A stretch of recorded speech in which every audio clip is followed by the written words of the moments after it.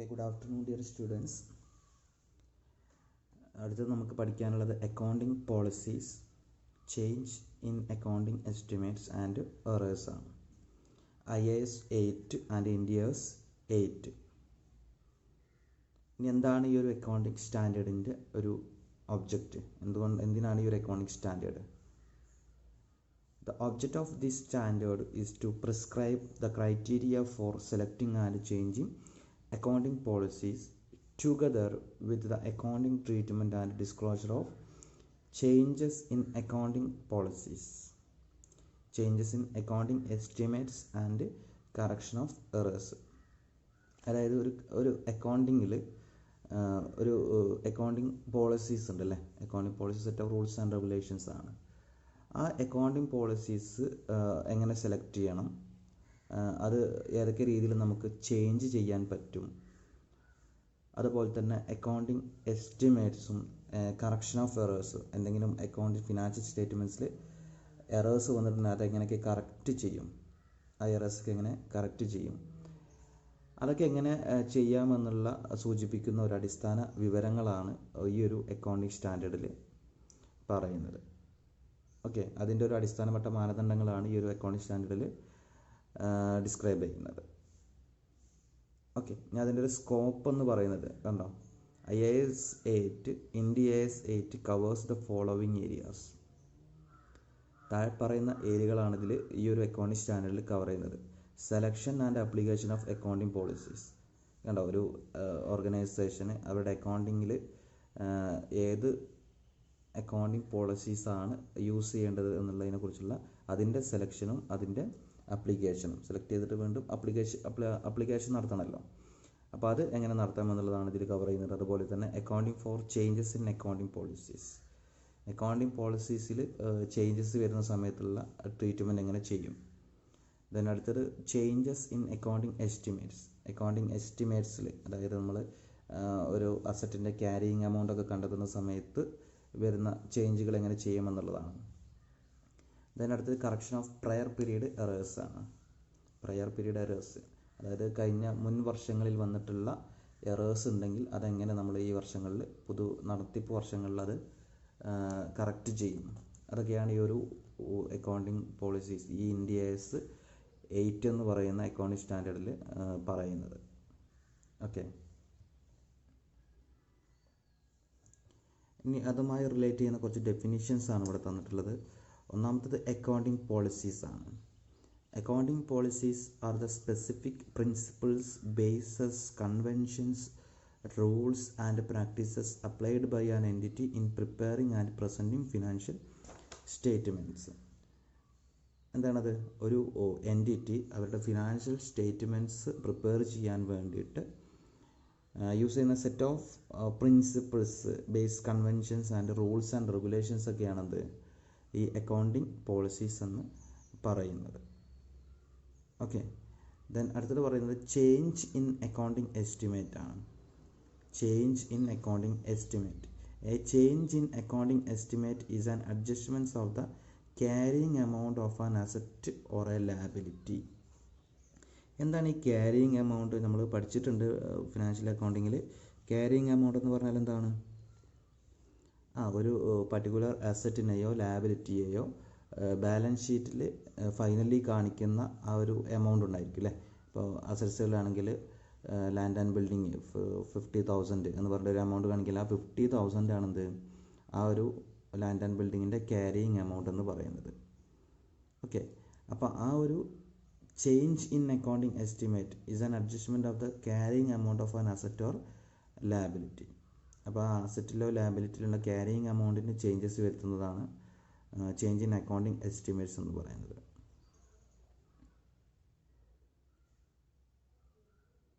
അടുത്തത് prior period errors ആണ്.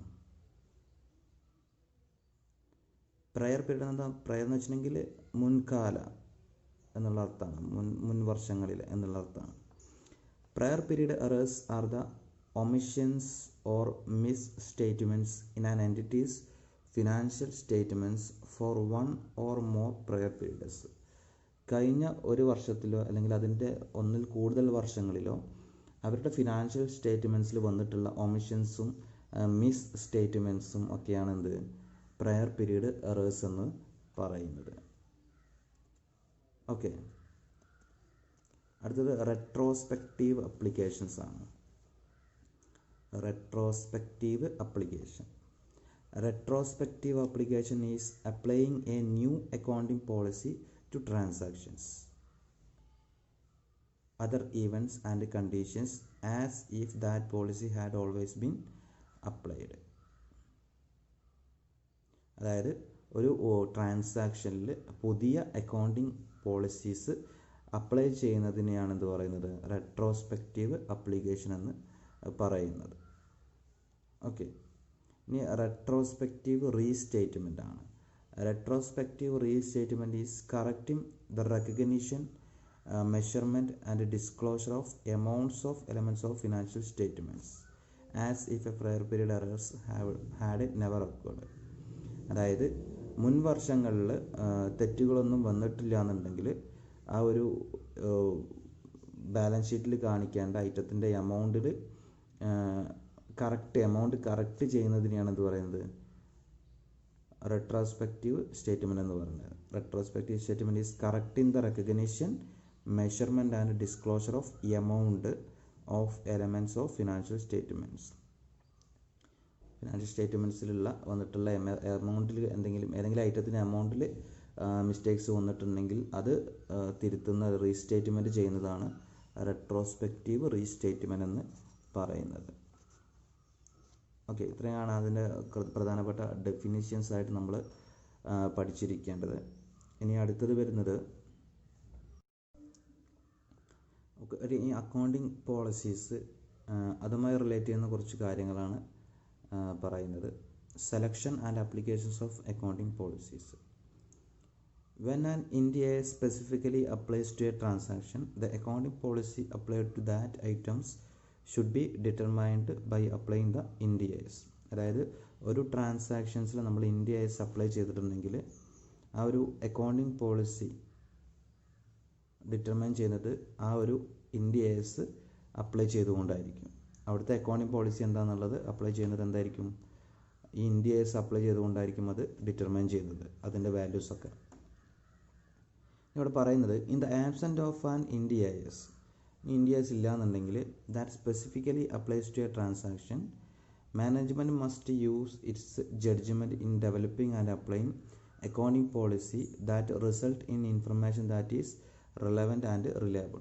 ഇനി ഇത്തരം Ind AS അവിടെ അപ്ലൈ ചെയ്തിട്ടില്ല എന്നുണ്ടെങ്കിൽ മാനേജ്മെൻറ്റ് എന്ത് ചെയ്യണം, പുതിയ അക്കൗണ്ടിങ് പോളിസീസ് ഡെവലപ്പ് ചെയ്യണം, എന്നിട്ട് എന്ത് ചെയ്യണം, അപ്ലൈ ചെയ്യണം. ഓക്കെ, അതാണ് പറയുന്നത്. അപ്പോൾ അങ്ങനെ പുതിയ അക്കൗണ്ടിങ് പോളിസി ഡെവലപ്പ് ചെയ്യുകയും അത് അപ്ലൈ ചെയ്യുന്ന സമയത്ത് in making that judgement the management should refer the following sources in descending order. താഴെ പറയുന്ന കാര്യങ്ങൾ എന്ത് ചെയ്യണം, ഡിസെൻഡിങ് ഓർഡറിൽ ശ്രദ്ധിക്കണം. Ind AS dealing with similar and related issues. ഒരു അക്കൗണ്ടിങ് പോളിസി ഉണ്ടാക്കുകയാണെന്നുണ്ടെങ്കിൽ അതുമായി ഉണ്ടാക്കുന്നതുമായിട്ട് റിലേറ്റ് ചെയ്തിട്ടുള്ള Ind AS ഓൾറെഡി ഉണ്ടോ, അതേ ഡീലിങ്സ് നടത്തുന്ന അതേ റിലേറ്റഡ് ആയിട്ടുള്ള ഇഷ്യൂസ് ഡീൽ ചെയ്യുന്ന Ind AS ഓൾറെഡി നിലവിലുണ്ടോ എന്നുള്ള കാര്യം ആദ്യം പരിശോധിക്കണം. രണ്ടാമത്തേത് ദ ഫ്രെയിം വർക്കാണ്. അതുമായിട്ട് ബന്ധപ്പെട്ടുള്ള ഒരു ഫ്രെയിം വർക്ക് ഉണ്ട്. ഒരു അക്കൗണ്ടിങ് പോളിസീസിൽ എന്തൊക്കെ കാര്യങ്ങൾ വേണം എന്നുള്ളതാണ് അതിൻ്റെ ഒരു അക്കൗണ്ടിങ് ഫ്രെയിം വർക്ക് എന്ന് പറയുന്നത്. എങ്ങനെയൊക്കെ അത് ഉപയോഗിക്കാം, ആ ഒരു മെത്തേഡ് എങ്ങനെയൊക്കെ അപ്ലൈ ചെയ്യാം എന്നുള്ള കാര്യങ്ങളാണ് ആ ഫ്രെയിം വർക്കിൽ ഉൾപ്പെടുന്നത്. ഓക്കെ, ഇനി അടുത്തത് പറയുന്നത് കൺസിസ്റ്റൻസി ഓഫ് അക്കൗണ്ടിങ് പോളിസീസ് ആണ്. കൺസിസ്റ്റൻസീസ് ഓഫ് അക്കൗണ്ടിങ് കൺസിസ്റ്റൻസി എന്ന് പറഞ്ഞാൽ സ്ഥിരത എന്നുള്ള അർത്ഥമാണ്. ആൻ അണ്ടർടേക്കിംഗ്, അതായത് entity shall apply its accounting policies consistently for similar transaction or categories of items. Further policies should be consistent from period to allow comparison to be made. അതായത് ഒരു entity എന്ത് ചെയ്യണം, shall apply its accounting policies consistently for similar transaction. ഒരേ transactions ആണ് അല്ലെങ്കിൽ ഒരേ items categories of items ആണെന്നുണ്ടെങ്കിൽ അവിടെ എന്ത് ചെയ്യണം, സ്ഥിരമായിട്ട് ഒരു അക്കൗണ്ടിങ് പോളിസീസ് തന്നെ അപ്ലൈ ചെയ്യണം. അതിലെന്ത് ചെയ്യാൻ പാടില്ല, വേരിയേഷൻസ് ഉണ്ടാക്കാൻ പാടില്ല. മീൻസ് വർഷം എന്ത് ചെയ്യുക, അക്കൗണ്ടിങ് പോളിസീസിൽ ചേഞ്ചസ് ഒന്നും വരുത്താൻ പാടില്ല. അതാണ് ഈ കോൺസിസ്റ്റൻസി ഓഫ് അക്കൗണ്ടിങ് പോളിസീസിൽ പറയുന്നത്. കണ്ടോ, further policies should be consistent from period to period to allow comparison to be made. അപ്പോൾ ഈ ഒരു കമ്പാരിസണൊക്കെ ഓരോ വർഷങ്ങളിലും കമ്പാരിസൺസ് പോസിബിൾ ആകണമെന്നുണ്ടെങ്കിൽ സ്ഥിരമായിട്ട് ഒരു അക്കൗണ്ടിങ് പോളിസീസിന് വേണം അപ്ലൈ ചെയ്യാൻ. വ്യത്യസ്തമായുള്ള അക്കൗണ്ടിങ് പോളിസീസ് ആണെന്നുണ്ടെങ്കിൽ ഫിനാൻഷ്യൽ സ്റ്റേറ്റ്മെൻറ്റുകൾ തമ്മിൽ കമ്പാരിസണ് പോസിബിൾ ആകാൻ കുറച്ച് ബുദ്ധിമുട്ടുണ്ടാകും. കാരണം പല മെത്തേഡുകളിൽ അക്കൗണ്ടിങ് ട്രീറ്റ്മെൻറ്റ് നടത്തിയിട്ടുണ്ടെങ്കിൽ ഒരു ബുദ്ധിമുട്ടാണ് വരിക. ഒരു എക്സാമ്പിൾ പറഞ്ഞിട്ടുണ്ട്. For example a company's inventory is now being accounted for using weighted average. കമ്പനിയുടെ ഇൻവെൻട്രി വെയ്റ്റഡ് ആവറേജ് ആണ് യൂസ് ചെയ്തുകൊണ്ടിരിക്കുന്നത്. This must be used in each period so that users can compare one period with another. അപ്പോൾ ഈ ഒരു weighted average തന്നെ എല്ലാ വർഷങ്ങളിലും ഉപയോഗിക്കുകയാണെന്നുണ്ടെങ്കിൽ information use ചെയ്യുന്നവർക്ക് അത് കൃത്യമായിട്ട് ഓരോ പീരീഡിലും കമ്പയർ ചെയ്യാൻ പറ്റും. അതാണ് പറയുന്നത്. ഇനി അടുത്തത് പറയുന്നത് ചേഞ്ചസ് ഇൻ അക്കൗണ്ടിങ് പോളിസീസ് ആണ്. ചേഞ്ചസ് ഇൻ അക്കൗണ്ടിങ് പോളിസീസ് അവിടെ പറയുന്നത് an entity may change it's accounting policies. ഒരു എൻറ്റിറ്റിക്ക് എന്ത് ചെയ്യാം, അവരുടെ അക്കൗണ്ടിങ് പോളിസീസ് ചേഞ്ച് ചെയ്യാൻ പറ്റും. അവിടെ എക്സാമ്പിൾ പറഞ്ഞത് a change from inventory valuation using FIFO to weighted average. FIFO മെത്തേഡിൽ നിന്ന് എന്ത് ചെയ്യാം, നേരെ വെയ്റ്റഡ് ആവറേജിലേക്ക് കൺവേർട്ട് ചെയ്യും. അതുപോലെ വെയ്റ്റഡ് ആവറേജ് ആണെന്നുണ്ടെങ്കിൽ ഫിഫോ മെത്തേഡിലേക്കും എന്ത് ചെയ്യാൻ പറ്റും, കൺവേർട്ട് ചെയ്യാൻ പറ്റും.